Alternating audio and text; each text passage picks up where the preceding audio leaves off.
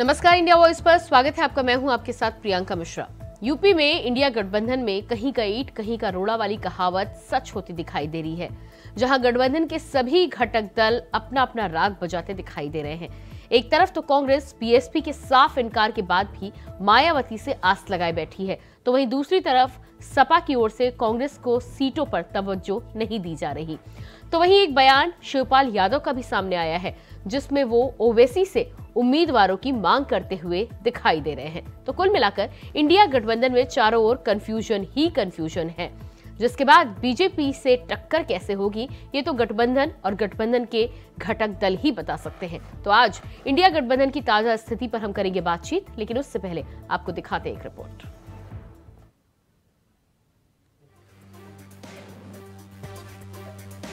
लोकसभा चुनाव में बस कुछ ही महीने बाकी हैं। हर राजनीतिक दल अपने अपने तरीके से जीत का दावा कर रहा है। अब जरा आपको कुछ सुनाते हैं। अखिलेश यादव मीडिया को ब्रेकिंग न्यूज दे रहे हैं कि लोकसभा चुनाव में पीएम नरेंद्र मोदी को छोड़कर बीजेपी के सभी सिटिंग एमपीज के टिकट काट दिए जाएंगे। अभी मुझे जानकारी मिली है, मैं आप लोगों को ब्रेकिंग न्यूज देना चाहता हूं। भारतीय जनता पार्टी अपने सभी सांसदों की टिकट काटने जा रही है, एक के सिवाय, और वो भी जो एक है वो भी अपनी सीट बदलने की सुना है, सीट बदलना चाहते हैं। तो ये समाजवादी पार्टी जीत के लिए आगे बढ़ रही है और हमें उम्मीद है कि पीडीए ही एनडीए को हराएगा। पीडीए उन लोगों की बात है जो 90% लोग हैं भ्रष्टाचार, महंगाई और बेरोजगारी से त्रस्त हैं। भारतीय जनता पार्टी ने, डबल इंजन की सरकार ने, और 10 साल के बजट के बाद भी महंगाई कम नहीं हुई। बदले में यूपी के डिप्टी सीएम केशव प्रसाद मौर्य ने पलटवार किया कि हम तो 80 में से 80 सीटों पर कमल का फूल खिलाने वाले हैं। लेकिन उत्तर प्रदेश में तो 80 की 80 लोकसभा सीटों पे कमल का फूल खिलेगा, भाजपा गठबंधन की जीत है।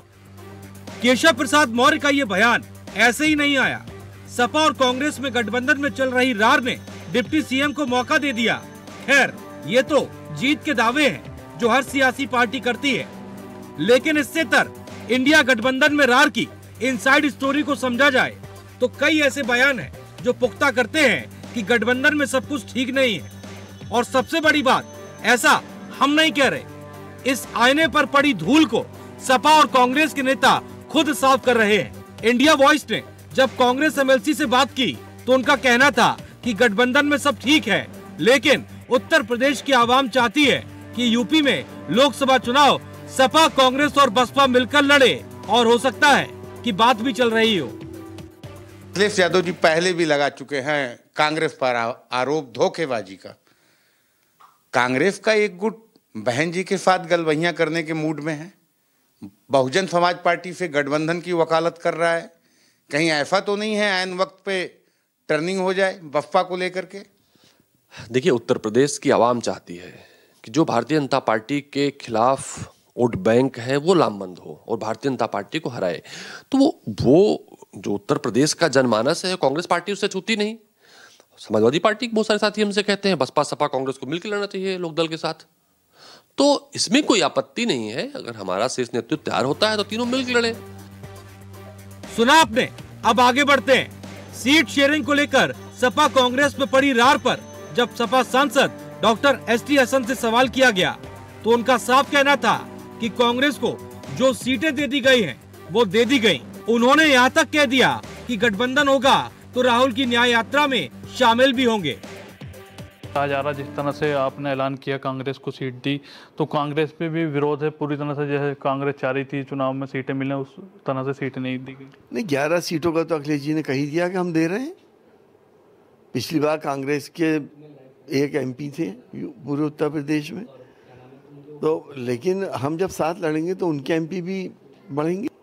तो जिस तरह से अब कांग्रेस न्याय यात्रा शुरू कर रही है, क्या सपा का जो है गठबंधन हुआ, सपा भी इस न्याय यात्रा में साथ रहेगी?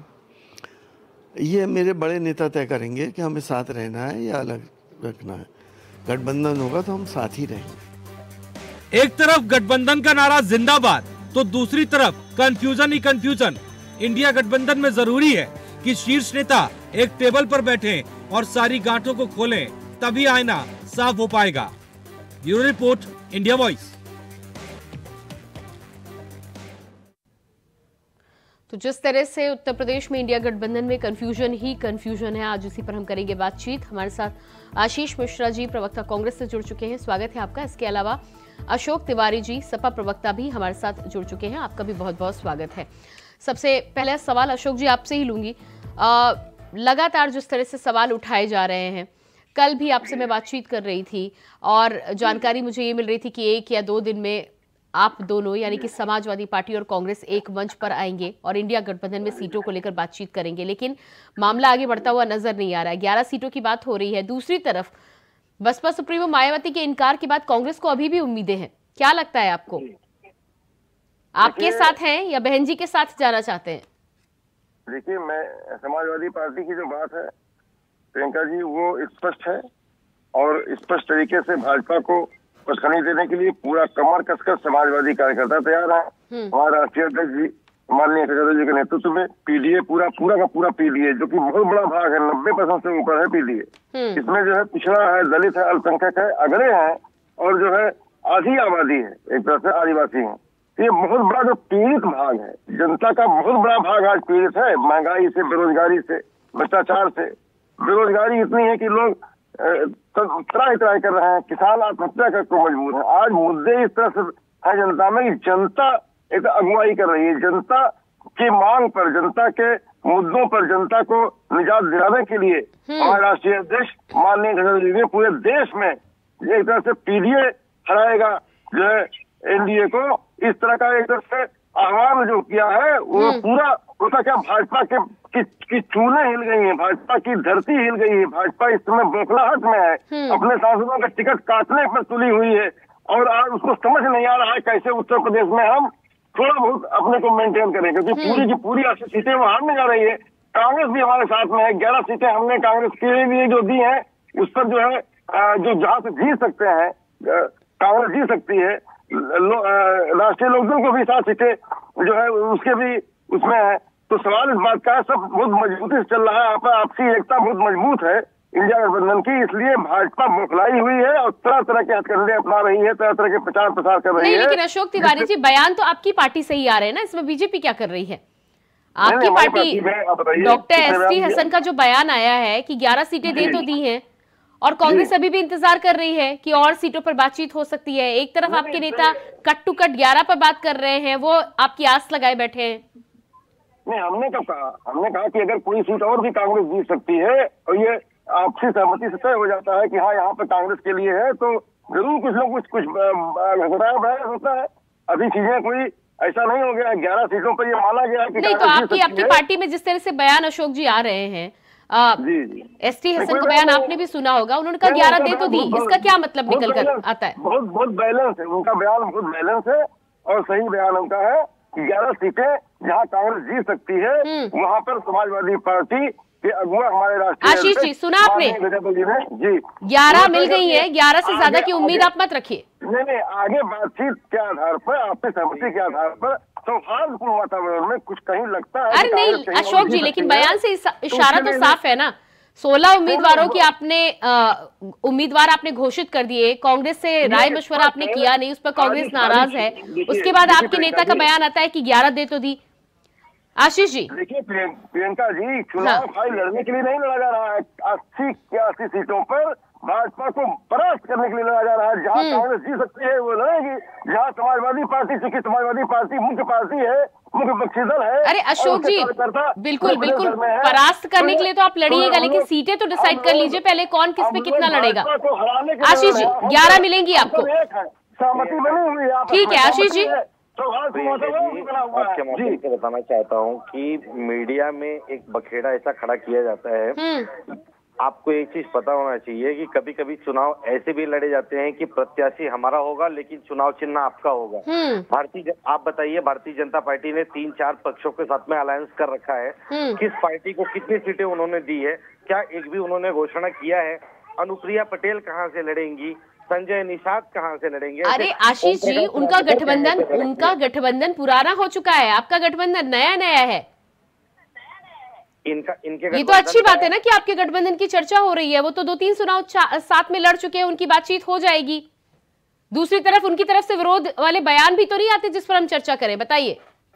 नहीं, वहाँ पे हालात मैंने आपको पहले बताया था, वहाँ के हालात ऐसे हैं, जबरा मारे और रोने भी न दे। अगर वहाँ पे कोई चीप करेगा ना तो ईडी और सीबीआई उसके यहाँ पे पहुंच जाएगी और वो सलाखों के पीछे पहुंच जाएगा। तो हमारे यहाँ पे ऐसा डर नहीं है और हमारे यहाँ पे ठीक है। आपके सवाल के जवाब देने के लिए नीरज जी जुड़ चुके हैं मेरे साथ, बीजेपी नेता है। नीरज जी जवाब दीजिएगा। देखिए, ये लोग समझ चुके हैं कि अब कोई फायदा नहीं है सिर्फ आरोप लगाइए और भागिए। जब चुनाव का समय आया, मैंने इसी चैनल पे, यही मेरे प्रवक्ता पार्टी के भाई बैठा करते थे, तो इनसे मैंने बोला था कि देखिए जब चुनाव आएगा तो पक्का आप लोग एक साथ होकर के चुनाव नहीं लड़ेंगे, अलग अलग होकर के चुनाव लड़ेंगे। आज आप लोगों को सिर्फ ये चीज का डर है कि किसी तरीके से मोदी को हटा दिया जाए, वरना ये आज हमारे पे भी आ जाएगी। अब दुनिया जग जाहिर होकर के देख रही है किस प्रकार। मैंने सबसे पहले बोला था इसी चैनल पे कि ममता बनर्जी ही होगी जो बंगाल में सबसे पहले कांग्रेस को लात मारेगी कि मेरे को चुनाव नहीं लड़ना, क्योंकि वहाँ पे वामपंथी दल की पार्टी है, उसको कभी ममता बनर्जी सपोर्ट नहीं करेगी। ऐसे जम्मू कश्मीर में भी बोला था कि वहाँ पे कभी एक गठबंधन नहीं हो पाएगा। इसी प्रकार से मैंने बिहार में भी बोला था कि नहीं हो पाए। इसी प्रकार से मैंने बोला था कि समाजवादी पार्टी जिस प्रकार से राज्य सरकार के चुनाव में जाकर के बोली थी कि कांग्रेस पर तरह तरह के आरोप लगा रही थी, वहीं से जब जाहिर हो गया था कि समाजवादी पार्टी भी आने वाले समय में कांग्रेस के साथ किसी प्रकार का गठबंधन नहीं करेगी। अभी सिर्फ जो उनको डर लग रहा है वो किसी प्रकार से एक होने की कोशिश कर रहे हैं, परंतु ये चीज पॉसिबल नहीं थी।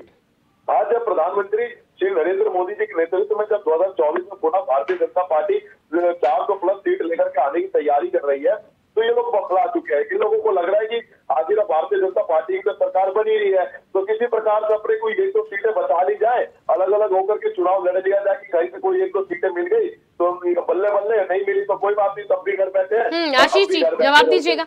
जी आशीष जी।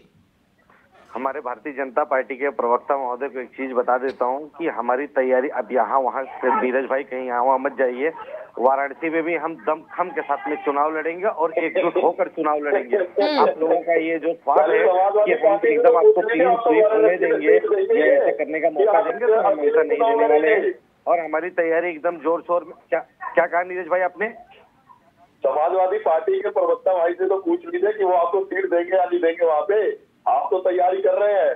मैं आपको नीरज जी मैं आपको बताना चाहता हूं कि हमारे उत्तर प्रदेश के कांग्रेस पार्टी के अध्यक्ष अजय राय जी ने पहले स्पष्ट कर दिया था कि हम उत्तर प्रदेश की 80 से 80 सीटों पे चुनाव लड़ने जा रहे हैं। इसका अर्थ ये होता है कि 80 की 80 सीटों पे हम अपने कार्यकर्ताओं को तैयार कर रहे हैं, अर्थात कि समाजवादी पार्टी के या राष्ट्रीय लोकदल के या अन्य किसी भी हमारे सहयोगी के उम्मीदवार वहां पे साथ में उतरते हैं तो हमारी शक्ति और किए हुए मेहनत, हमारा किया हुआ कार्य उनके उपयोग में आएगा। इसका अर्थ स्पष्ट रूप से ये होता है। तो आप समझ लीजिए कि अखिलेश यादव जी भी उत्तर प्रदेश में 80 की 80 सीटों पे चुनाव लड़ रहे हैं, कांग्रेस पार्टी भी 80 की 80 सीटों पे चुनाव लड़ रही है, साथ में हमारे आरएलडी भी हमारे साथ में 80 की 80 सीटों पे चुनाव लड़ रहे हैं। अरे आशीष मिश्रा जी, सब 80-80 पर लड़ रहे हैं, जनता कहीं कंफ्यूज ना हो जाए इंडिया गठबंधन के साथ साथ। बिल्कुल नहीं होगी, क्योंकि जनता को पता है कि भारतीय जनता पार्टी को परास्त करने के लिए कांग्रेस पार्टी और साथ में गठबंधन निश्चित तौर पर उत्तर प्रदेश में बड़ी भाई की भूमिका में अखिलेश यादव जी हैं। ठीक है। आपकी सीटों को लेकर बंटवारा नहीं हो पा रहा है, लेकिन एक और बयान सामने आया है।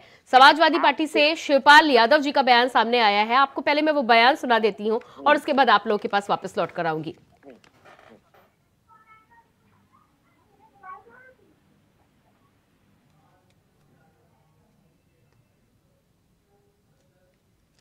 देखिए, हम उनके बहुत सम्मान करते हैं। अगर उनके पास कोई प्रत्याशी हो तो हम जरूर अपने राष्ट्रीय अध्यक्ष जी से सिफारिश करेंगे। देखिए, हम उनके बहुत सम्मान करते हैं। अगर उनके पास कोई प्रत्याशी हो तो हम जरूर अपने राष्ट्रीय अध्यक्ष जी से सिफारिश करेंगे। तो वापस लौट कर आते हैं। ये थे सपा से शिवपाल यादव जी। और एक तरफ तो कांग्रेस और समाजवादी पार्टी की उत्तर प्रदेश में सीटें तय नहीं हो पा रही हैं। आशीष जी, आपके पास ही आऊंगी। पहले शिवपाल यादव जी का बयान आपने सुना होगा। ओवैसी जी को लेकर उनका साफ कहना था कि यदि उनके पास उम्मीदवार हो तो वह राष्ट्रीय अध्यक्ष से बात करेंगे और उन उम्मीदवारों को उतारेंगे। आपको सीट दे नहीं पा रहे हैं और ओवैसी से उम्मीदवारों की मांग की जा रही है। इसमें मुझे एक बात बताइए,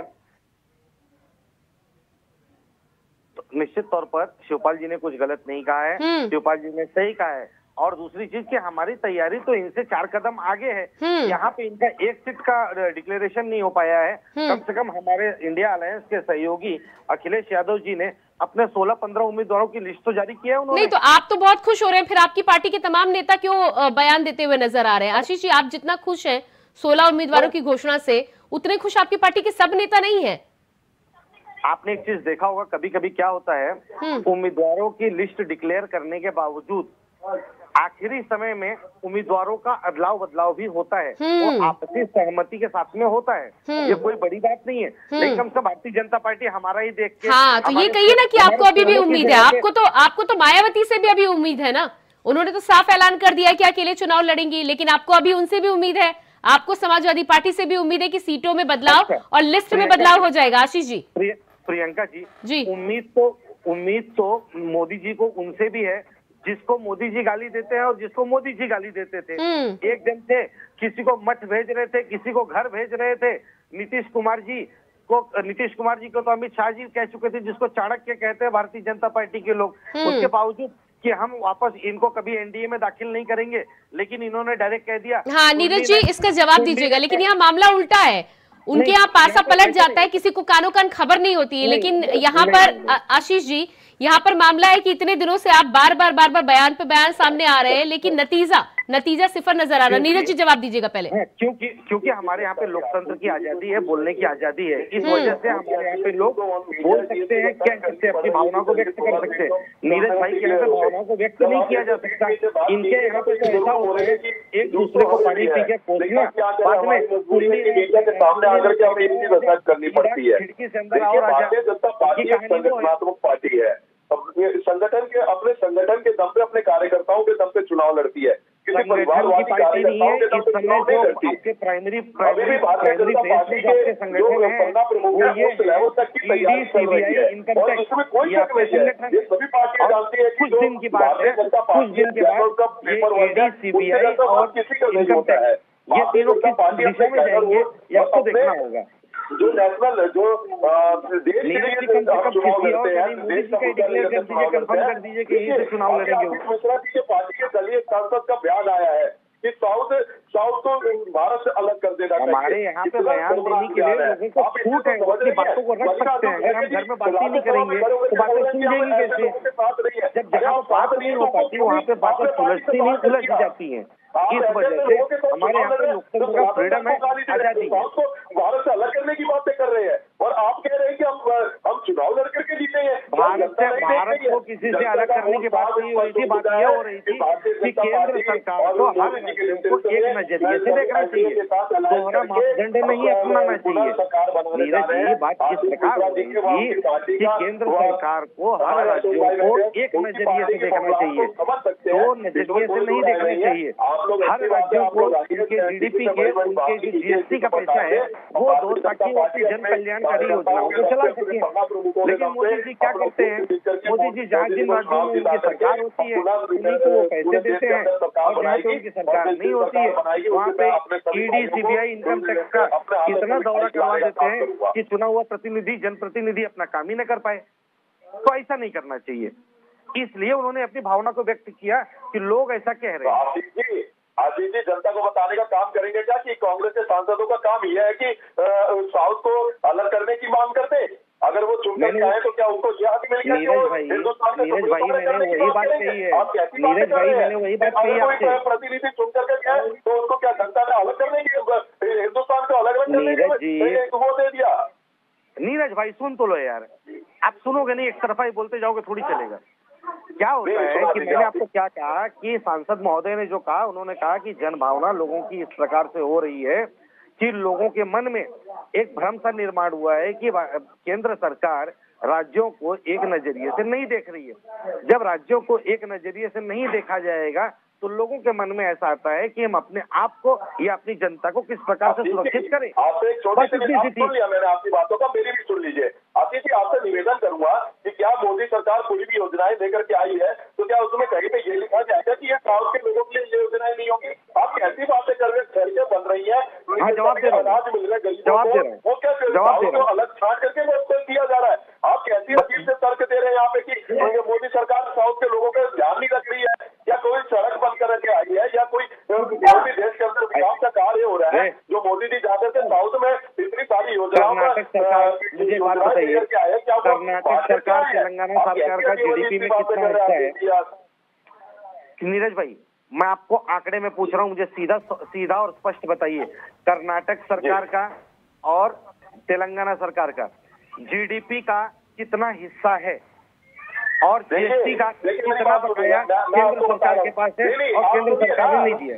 अरे आप सुनिए ना, देखिए साहब, हर किसी का अपना अपना टैक्स आता है, हर राज्य का अपने अपने टैक्स है, हर राज्य की अपनी अपनी जोड़ते हैं, उसके हिसाब से सभी राज्यों को टैक्स दिया जाता है। इसमें आप और मैं नहीं, ये ऊपर शीर्ष नेतृत्व इसको तय करता है कि किस राज्य को कितने टैक्स की मांग है, कितना टैक्स चाहिए, उसके हिसाब से उसको बांटा जाता है। अब जो यूपी को टैक्स जाता है उससे अब आपकी तुलना दिल्ली से करेंगे तो ये तो आपकी मेरी बेवकूफी होगी ना। हमारे राज्य का अपना अपने हिसाब से। ठीक है, मैं मुद्दे पे आती हूँ। ठीक है, यूपी की बात कर रहे हैं, नहीं यूपी पे रहेंगे। आशीष जी तेलंगाना कर्नाटक बाद में करेंगे। अशोक जी नहीं, अरे बात में आशीष जी, बात में आपकी सीट शेयरिंग की कर रही थी। आप मोदी केंद्र सरकार के बजट पे चले गए। अभी बजट में दे तो दिया है राज्य को 75,000 करोड़ बिना लोन के मिलेगा, और क्या चाहिए आपको? बता रहा हूँ ना मैं आपको। हाँ, मैंने सिर्फ ये कहा, नहीं, आप खैरात बांटना छोड़ो, जो हमारे जीएसटी का बकाया है बस वही हमको समय समय पे अदा कर दिया। चलिए ठीक है, इसके लिए केंद्र को पत्र लिखिए आप। अशोक जी आपके पास मैं आऊंगी। शिवपाल यादव जी का जो बयान आया है और जिस तरह से ओवैसी से उम्मीदवारों की मांग कर रहे हैं, क्या ओवैसी को साथ लाने की बात हो रही है या उम्मीदवारों की कमी है? कांग्रेस तो आस लगाए खड़ी है आपके सामने। जी प्रियंका जी, देखिए ये जो आपने अभी बताया कोई ऐसी बड़ी बात नहीं है, एक सामान्य सी बात होना चाहिए कि जो है अगर कोई ऐसी बात है तो हम राष्ट्रीय अध्यक्ष से बात करेंगे। इसमें कुछ भी ऐसा नहीं है कि जो जिसपे कुछ कहने लायक हो और जो सामान्य ना हो। बिल्कुल सामान्य सी बात है। हमारे कांग्रेस के प्रवक्ता जी ने भी कहा कि सामान्य सी बात है, इसमें कुछ भी ऐसी बात नहीं है जिसपे कोई बड़ी चर्चा की जाए। अब सवाल इस बात का, जो मैं जिस मुद्दे को कहना चाहता हूँ, आपके चैनल पे जो डिबेट है उसका प्रमुख जो विषय है उस पर कहना चाहता हूँ, वो विषय ये है प्रियंका जी की आज आप देख रहे हैं, पूरा चैनल और पूरा भारत और पूरा उत्तर प्रदेश देख रहा है, जिस प्रकार से डर से, बौखलाहट से, पीडीए के डर से पीडीए को कमजोर करने की साजिश बिहार से की गई और जिस प्रकार से जोड़ तोड़ कर की राजनीति की गई, उसका असर ये हुआ कि पीडीए और अधिक मजबूत हो गया। प्रियंका जी, आज पीडीए पूरे देश में बिहार के घटनाक्रम के बाद और अधिक सजग हो गया और अधिक मजबूत हो गया और अधिक एक बंधन में बंध गया। इंडिया गठबंधन पूरे मुस्तैदी से आज चुनाव लड़ने के मूड में चल रही है इंडिया गठबंधन। कांग्रेस भी समाजवादी पार्टी के साथ पूरी मजबूती से क्लस्टर बना हुआ है। नहीं, अशोक तिवारी जी, क्या लगता है, कल तक आपके मुखिया थे ना नीतीश कुमार जी, आपको क्या लगता है कि वो इतने कमजोर हैं कि उन्हें बरगलाने की कोशिश की जाएगी और वो बहक जाएंगे? अरे क्या बात करती हैं, उनको किस तरह से जोड़ तोड़ किया है उन्होंने, नीतीश जी ने किस भावना में आकर के अपने ही पैर पे कुल्हाड़ी मार ली है, क्या डर है उनको, ये तो वही जानते होंगे। सच्चाई ये है कि भाजपा बैकफुट पे आ गई है, पीडीए पूरी तरह से ताकत में आ गया है और पीडीए। नीरज जी जवाब दीजिएगा, नीरज जी जवाब दीजिएगा। तिवारी जी, ममता दीदी को क्या कहेंगे बंगाल में? बिहार की तो आप बात करें, ममता दीदी को क्या कहेंगे? प्रियंका जी 80 की 80 सीटें उत्तर प्रदेश से नहीं, वो तो चैलेंज करती नजर आ रही है कि 2 सीटें भी जीत जाए, 2 सीटें भी जीत जाए, कांग्रेस को चैलेंज कर रही है। नीरज जी जवाब दीजिएगा। और एनडीए को हमारा पीडीए बुरी तरह से परास्त करने जा रहा है माननीय राष्ट्रीय अध्यक्ष अखिलेश यादव जी के नेतृत्व में इंडिया गठबंधन के साथ। नीरज जी आपका जवाब कर रहा हूँ मैं चीज को। जी ओवैसी जी पहले ये बोलते थे कि ओवैसी जी भारतीय जनता पार्टी की यूज करेंगे ओवैसी जी को, जनता को भारतीय जनता पार्टी की है क्या?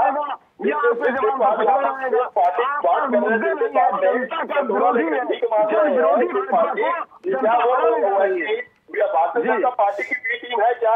अशोक जी बताने का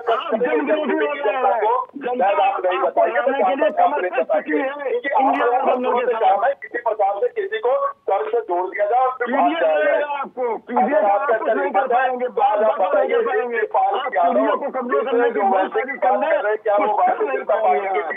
आप नहीं बताएंगे। देखिए जो आज नीतीश जी जब आपके साथ थे तब बहुत अच्छे थे, आज हमारे साथ आ गए तो बरगला दिया गया। अरे आप कैसी बातें कर रहे हैं? कौन बरगला रहा था, कौन उनको पागल बना? वो जानते हैं कि कौन उनके विधायकों को तोड़ने का काम कर रहा था, कौन किसी प्रकार से अपने परिवार और बेटे को सेट करने की कोशिश कर रहा था। जब वो मुद्दा पेश हो गया तो आज आप लोगों को याद आ गई कि नीतीश जी बरगला दिए गए। आप देखिए आप लोगों को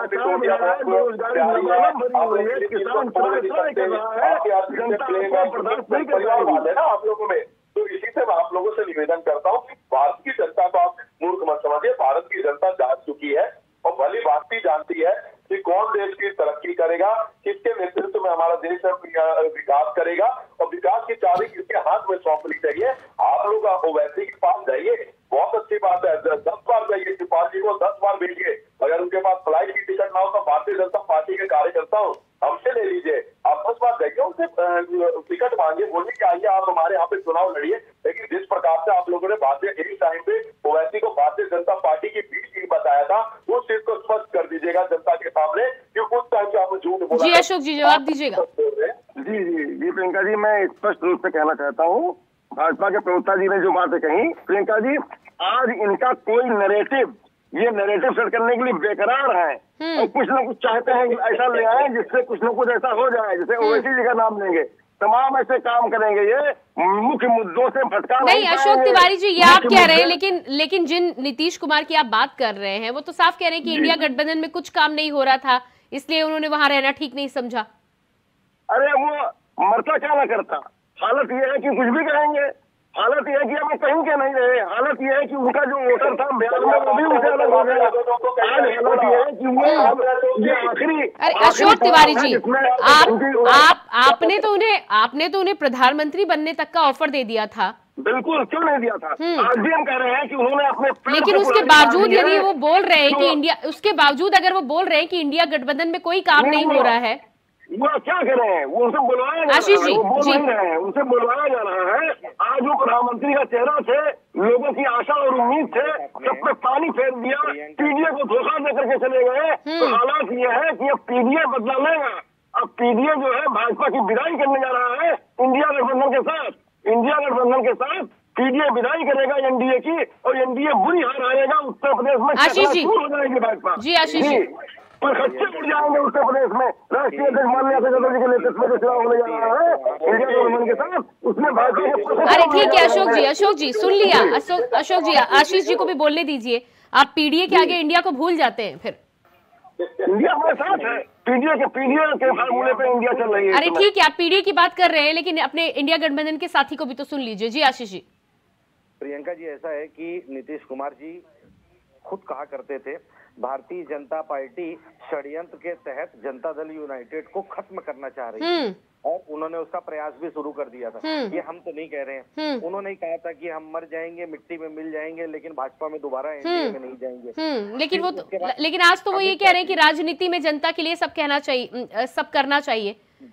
आशीष जी, राजनीति है, हर कोई जानता है कि चुनावी समय और संतुलन देखकर और मौका देखकर पाला बदला जाता है। अब इसमें आप क्या कहना चाहेंगे, बताइए।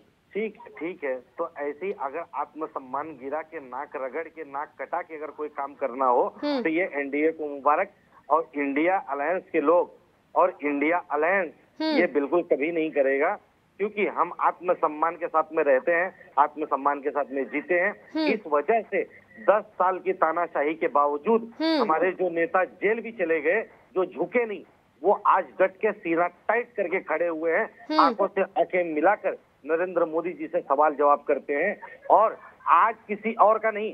ठीक है आशीष जी, बिल्कुल ठीक आप कह रहे हैं, लेकिन विधानसभा चुनाव में आपस में जिस तरह की तूतू में चल रही थी, तब कहाँ था आप लोगों का आत्मसम्मान?